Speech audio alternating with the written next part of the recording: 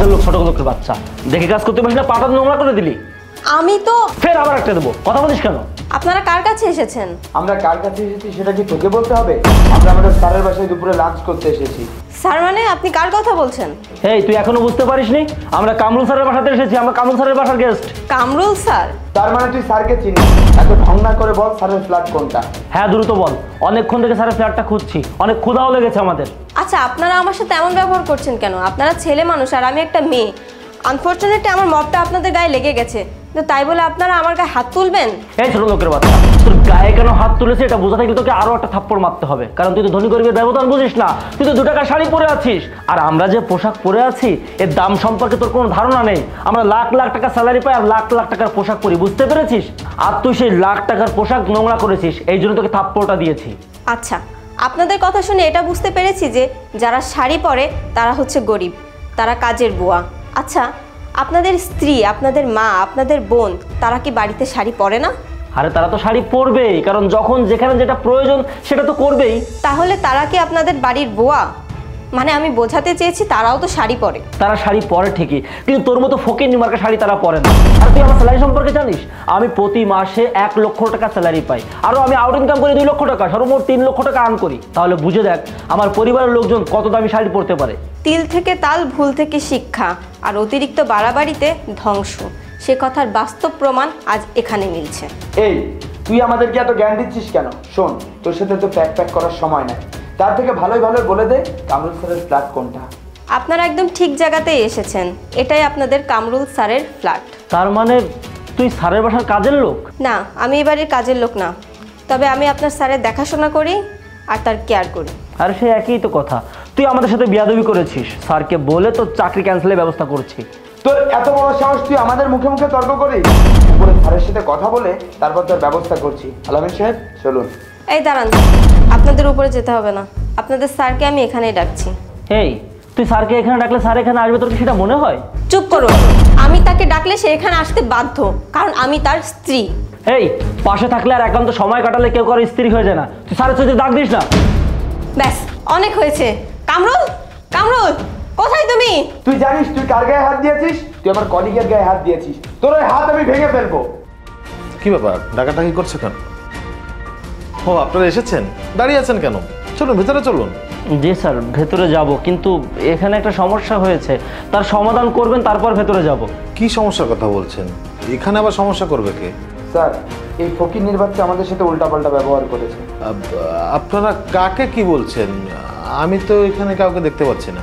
Sir আপনার পাশে যে মেয়েটি দাঁড়িয়ে আছে, আপনার বাড়ির কাজের বুয়া, সে আমাদের সাথে জঘন্যতম খারাপ আচরণ করেছে, এমনকি আমার গায়ে পর্যন্ত হাত তুলেছে।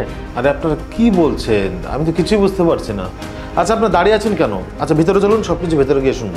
স্যার আপনি কেন বুঝতে পারছেন না? আপনার বাড়ির কাজের বুয়া আমাদের সাথে খারাপ আচরণ করেছে, তার বিচার আগে করবেন তারপর আমরা ভেতরে যাব। আচ্ছা মিথিলা, এখানে কি হয়েছে তুমি কি কিছু বুঝতে পেরেছো? হ্যাঁ, আমি প্রথম থেকে শেষ পর্যন্ত A to Z এখানে কি হয়েছে সবকিছুই বুঝতে পেরেছি। তার আগে তুমি বলো তো, আমি তোমার কে? আরে কি উল্টাপাল্টা কথা বলছো? এখন মানুষের সামনে আবার বলা লাগবে নাকি যে তুমি আমার কে? তুমি আমার স্ত্রী। স্যার স্ত্রী মানে আপনি কি বলছেন? এই কাজের বুয়া কি করে আপনার স্ত্রী হয়? স্যার আপনার স্ত্রী তো থাকবে নামি দামি কাপড় পরা, কিন্তু সে একটা নর্মাল শাড়ি পরে আছে। আপনি কি আমাদের সাথে মজা করেছেন নাকি? সে কি আপনাদের মজার যোগ্য? একটা কথা কান খুলে শুনে রাখুন, আমি তার বিয়ে করার স্ত্রী। এখানে কি হয়েছে কামরুল, আমি তোমাকে বুঝিয়ে বলছি। আসলে আজকে শুক্রবার, তাই আমি বুয়াকে ছুটি দিয়েছি। যেহেতু বুয়ার ছুটি, তাই ভাবলাম ঘরের কাজগুলো আমিই করি। তাই মপটা নিয়ে ঘর আর সিঁড়ি যখন পরিষ্কার করছিলাম, তখন আনফরচুনেটলি মপটা তাদের গায়ে লেগে যায়। তারপর থেকে এই পর্যন্ত তারা আমাকে অপমান করেই যাচ্ছে, এমনকি আমাকে থাপ্পড় পর্যন্ত দিয়েছে, সরি বলার সুযোগটাও দেয়নি। শুধুমাত্র তোমার অফিসের মানুষ আর আমাদের বাড়িতে বেড়াতে এসেছে বলে আমি তাদেরকে কিছুই বলিনি, তা না হলে তারা যে ব্যবহারটা আমার সাথে করেছে তাদেরকে জুতা মেরে শিক্ষা দেওয়া উচিত। আরে মিথিলা, তুমি এসব কি বলছো? কেন, তোমার কি বিশ্বাস হচ্ছে না? তুমি এখানে আসার পরেও তো তারা আমাকে অনেক কথা বলেছে। সরি স্যার, আমরা আসলে ম্যাডামকে চিনতে পারিনি, যার জন্য তার সাথে খারাপ আচরণ করে ফেলেছি। আপনি আমাদেরকে ক্ষমা করে দিন। জি স্যার, আমরা আসলে ভুল করে ফেলেছি, আমাদেরকে আপনি ক্ষমা করে দিন। তার মানে মিথিলা যা বলতে সবকিছু সত্য? ছি আলামিন সাহেব, ছি রাকিব সাহেব, আপনাদেরকে আমি আমার কাছের ছোট ভাই মনে করতাম। আরে আমার অফিসে এত কর্মচারী থাকতে আপনাদেরকে কেন দাওয়াত দিয়েছি জানেন? কারণ এই দাওয়াতের পেছনে কোনো স্বার্থ নেই, যার জন্য আপনারা কোনো কথাও বলতে পারবেন না। আচ্ছা ঠিক আছে, মেনে নিলাম যে সে আমার স্ত্রী না, সে এবারে কাজের উপর, সে বাড়ির কাজের বউ, তাই বলে কি সে মানুষ না? একজন কাজের বউর সাথে এমন আচরণ করতে হবে? আজকে একটা পবিত্র দিন, শুক্রবার, আপনাদেরকে দাওয়াত দিয়েছিলাম আমার বাড়িতে একবেলা খাওয়ার জন্য, কিন্তু আপনারা আমার স্ত্রীর সাথে যে ব্যবহারটা করেছেন তাতে আপনাদের উপর থেকে আমার মন উঠে গেল। আসলে স্যার, চুপ করুন, আপনাদের কোনো কথা আমি শুনতে চাই না। আপনাদের দুজনকে আমি অনেক বিশ্বাস করতাম, অনেক ভালোবাসতাম। আমি মনে করেছিলাম আপনারা দুজন অন্যদের থেকে অনেক আলাদা। হ্যাঁ, আপনারা আলাদা, তবে আপনারা মানুষ না, আপনারা মানুষ রূপে অমানুষ। আচ্ছা, আমার স্ত্রী যদি আপনাদের বোন হতো তাহলে কি তার সাথে এমন ব্যবহার করতে পারতেন? পারতেন না, কারণ তখন তাকে বোনের নজরে দেখতেন। একটা কথা কি জানেন, মানুষ আমরা সবাই, কিন্তু মন আছে কজন? আর আপনাদের জন্য এ বাড়িতে রান্না বান্না করা হয়েছে, খেয়ে বাড়ি থেকে বিদায় হয়ে যাবেন। স্যার, আমরা আসলে বুঝতে পারিনি, আপনি কাইন্ডলি আমাদেরকে ক্ষমা করে দিন।